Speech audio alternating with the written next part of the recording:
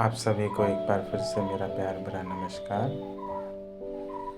सभी जिज्ञासु जनों का, सभी जीवन को जानने वालों का, अध्यात्म और सत्य की तरफ मार्ग पे चलने वालों का मैं अपने इस सफ़र में स्वागत करता हूँ। इस सफ़र है हमारा गीताध्ययन से मैंने शुरू करा है। आज कर्मयोग, तीसरे कर्मयोग में, जहाँ पे जो हमारे सबके लिए सबसे सर्वश्रेष्ठ है और हम सब कर भी वही रहे हैं। कर्म तो कर रहे हैं, बस योग नहीं कर रहे। तो ये वो अध्याय है जो कृष्ण ने दिया है, जिसमें हम अपने कर्मों को योग कैसे बनाएं और योग बना के हम स्वयं को स्वयं तक कैसे पहुँचें और कैसे स्वयं को जान के उसमें स्थिर हो जाएं, उसका पूरा सूत्र इस पूरे अध्याय में एक एक करके कृष्ण ने दिया है। आज अध्याय के अंतिम 2 श्लोक हैं, आज हम उनको शुरू करते हैं। उसके बाद इस वीडियो के बाद एक और वीडियो आएगी जिसमें पूरे कर्मयोग अध्याय का एक सारांश होगा। एक साथ कैसे कर्म करने हैं, किस हिसाब से करने हैं, कैसे उनमें वो हिसाब लाना है, कैसे अपने शत्रुओं को दबाना है, कैसे उनसे निकलना है, इन सब का जो सार पूरे तीसरे अध्याय का है वो अगली वीडियो में आप सबके लिए प्रस्तुत करूँगा। आज के जो श्लोक हैं 42 और 43। 42वें श्लोक में कृष्ण कहते हैं, इंद्रियाणि पराणि आहु इंद्रियेभ्यः परम मनसः तु परा बुद्धि यह बुद्धि परतः तु सः। अगले श्लोक में वो कह रहे हैं, एवं बुद्धिः परम बुद्धवा स्तव संस्तभ्य आत्मानं जहि शत्रुं महाबाहो कामरूपम दुरासदम्। अब यहाँ पे कृष्ण अर्जुन को कर्मों के बारे में बता चुके हैं, किस भाव से करने हैं वो बता चुके हैं। जब तुम उस भाव में स्थिर हो जाओ उस समय तुम्हारे कर्म कैसे होने चाहिए, किस प्रकार के होने चाहिए, उसके बारे में बता चुके हैं। अब वो उसके शरीर के बारे में ये बताना चाह रहे हैं, कौन कहाँ कौन किसके ऊपर कार्य कर रहा है, कौन किसका बॉस, अगर आप जानना चाहें कौन किसका बॉस है, और इसी से आपको ये पता चलेगा किस हिसाब से आपका कंट्रोलिंग होएगी। इसमें कहते हैं, कर्मेंद्रियां जड़ पदार्थ की अपेक्षा श्रेष्ठ हैं, मन इंद्रियों से बढ़कर है, बुद्धि मन से भी उच्च है और वह आत्मा बुद्धि से भी बढ़कर है। अब यहाँ पे मानो सारी चीज़ों को जो हमारे अंदर मुख्यतः ग्रुप ऑफ चीज़ों के जो हेड हैं उनको लिया है, और उनको लेके उनमें भी जो उनके ऊपर डिवीज़न है, एक एक करके एक के ऊपर एक, वो उन्होंने कैटेगराइज यहाँ पे किया है। वो कहते हैं कर्म इंद्रियां, जो हमारे ये कर्म इंद्रियां हैं पूरी ज्ञान की, आपके ज्ञान की, चाहे कर्म की, चाहे जन्म की, ये जितनी भी इंद्रियां हैं आपकी, ये किसी जड़ पदार्थ मतलब पत्थर जैसे पदार्थ से उच्च हैं, उससे अच्छी हैं। मतलब आप ये सोचिए कि आप हमेशा ये जानते हैं कि पत्थर पे कोई हाथ नहीं, पाँव नहीं, कोई आँख नहीं, कोई मुंह नहीं, बोल नहीं सकता, कुछ नहीं कर सकता, उसे महसूस भी होता है नहीं होता, वो सेंसेस वो हैं, सेंसेस के दौरान होता है, बट वैसे ही आप उसमें कुछ नहीं करने, वो जड़ पदार्थ। तो उस जड़ पदार्थ से श्रेष्ठ हैं हमारी कर्म इंद्रियाँ, हमारी ये सारी इंद्रियाँ उससे श्रेष्ठ हैं। चलो हमारे पास ये तो हैं। इंद्रियों में भी फिर हमारे मनुष्य के पास इंद्रियां भी सभी प्रकार की, कर्म इंद्रियां हैं, ज्ञानेंद्रियां हैं, जननेंद्रियां हैं, तो सारी चीज़ें हमारे पास टोटल है। जानवरों में कुछ कहीं पे कम पाई जाएंगी, वो इस हिसाब से कैटेगराइज है पशु पक्षियों। तो वो कहते हैं इंद्रियां जड़ पदार्थ से श्रेष्ठ है। उसके बाद वो कहते हैं कि अब जब हम शरीर की तरफ आ गए हैं, इंद्रियों तक आ गए हैं, अब इंद्रियों का भी कोई बॉस होगा, इंद्रियां भी किसी के चलाए चलती होंगी, वैसे तो चल नहीं सकती। तो इंद्रियां हैं, इंद्रियों से जो बढ़ के है वो है आपका मन।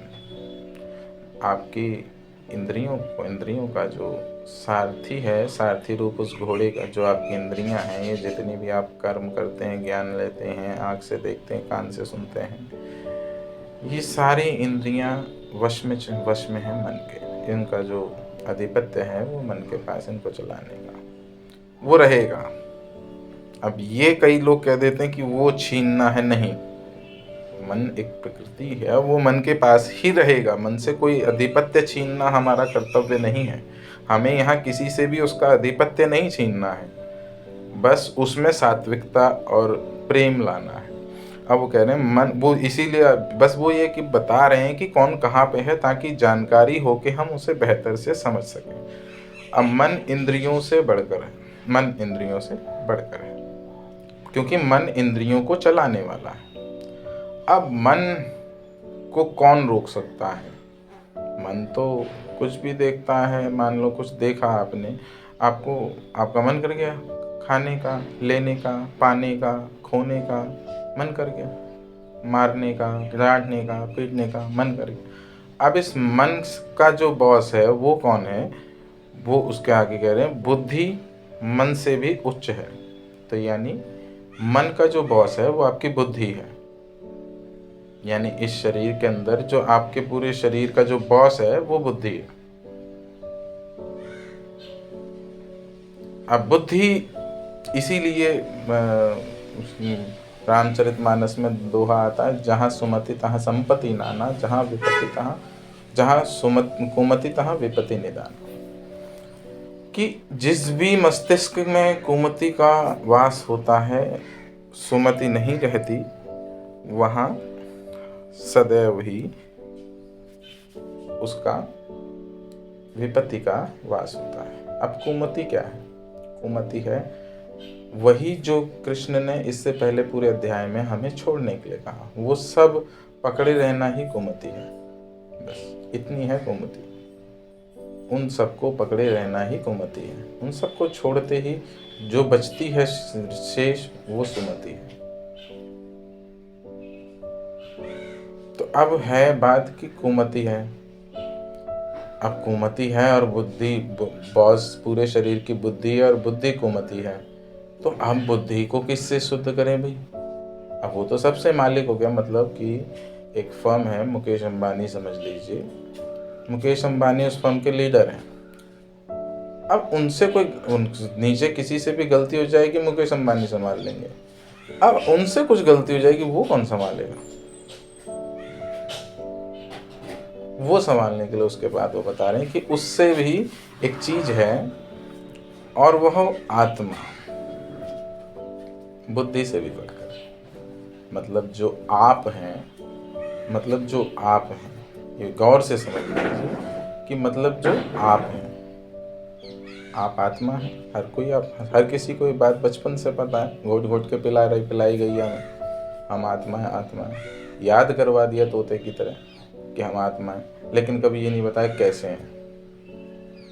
तो हम आत्मा है, तो वह आत्मा बुद्धि से भी बढ़कर, आप उससे भी बढ़कर हैं।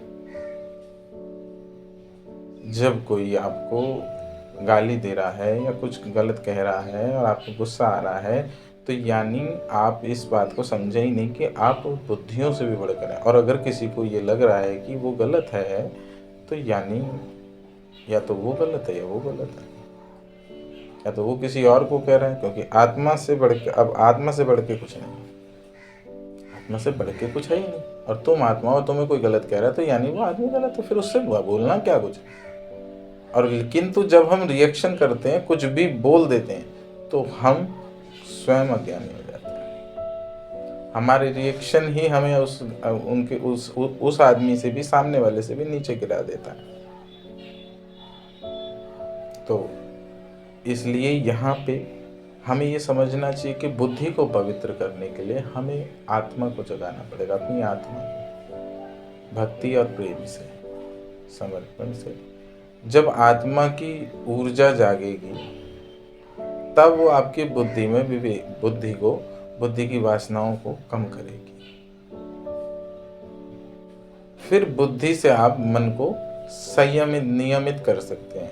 मन को मारना नहीं, मन को नियमित कर सकते हैं। वो जो भी चाह रहा है उसकी सत्यता उसे दिखा के उसके बाद उसे शांत कर सकते हैं। इसके अगले श्लोक में वो कह रहे हैं कि इस प्रकार हे महाबाहो अर्जुन, अपने आपको भौतिक इंद्रियों, मन तथा बुद्धि से परे जानकर मन को अध्यात्म बुद्धि में स्थिर करके अध्यात्म शक्ति द्वारा इस काम रूपी दुर्जय शत्रु को जीतो। अब यहाँ पे उन्होंने उसे महाबाहु कहा। महाबाहु इसलिए कह दिया क्योंकि जिसको हराना है उसके लिए वो कोई ऐसा शत्रु नहीं है जिसको आप तीर भाले या उससे काट दोगे। आपके शत्रु आपके सामने भी नहीं है, आप उसे जानते भी नहीं हैं।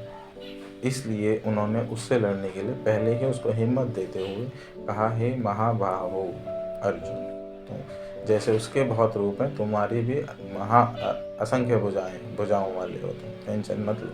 तुम जो आत्म स्वरूप है तुम्हारा, उसमें असंख्य हाथ हैं, असंख्य चरित्र हैं, तुम टेंशन मत लो। इसलिए वो कह रहे हैं अपने आप को भौतिक इंद्रियों, मन तथा बुद्धि से परे जानकर। इसीलिए वो कह रहे हैं ना कि तुम महाबाहु, हजारों हाथ हैं तुम्हारे। अब अर्जुन के पास तो 2 ही हाथ हैं, तो इसीलिए वो ये उसके बाद ये समझा रहे हैं। जैसे हम सबका क्वेश्चन होगा, महाबाहु कैसे हो गया?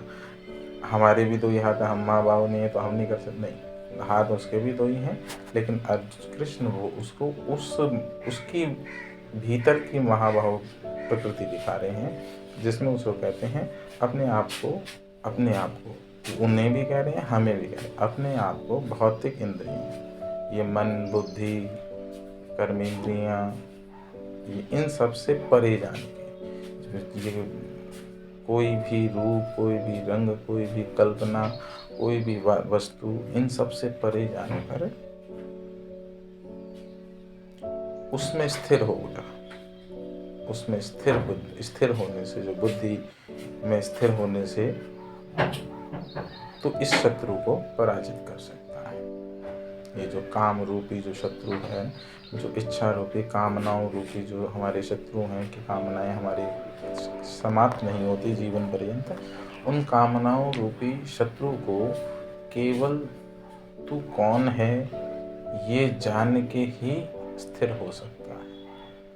अपने रूप में पहले स्थिर हो, और उसके बाद इसमें जो तुझे शक्ति प्रदान होगी, वो ऊर्जा तेरी ही है, वो ऊर्जा वो आत्मा की ही है। उस आत्मा की शक्ति को लेके, आत्मशक्ति, जिसे हम आत्मशक्ति, आत्मविश्वास कहते हैं, उस आत्मशक्ति को, संकल्प की शक्ति को, संकल्प का ढाल लेके, जिस संकल्प से सृष्टि का सृजन हुआ, उसी संकल्प को लेकर हम आध्यात्मिक अपने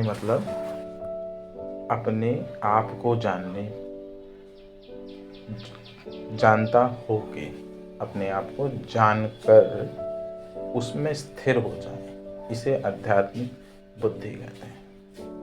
कि बुद्धि पूर्ण आध्यात्मिक हो चुकी है, स्वयं में हो चुकी है, उसमें स्थिर होके फिर उसके बाद पूर्ण मेरी शक्ति से, अपनी आत्मविश्वास की शक्ति से, अपने ऊपर की, अब वो पूरा जब तुम्हें ये विश्वास हो गया मैं आत्मा हूँ, मैं अनंत हूँ, उसके बाद तुम्हारी बाहें भी हजारों हैं, क्योंकि सब में तुम ही हो।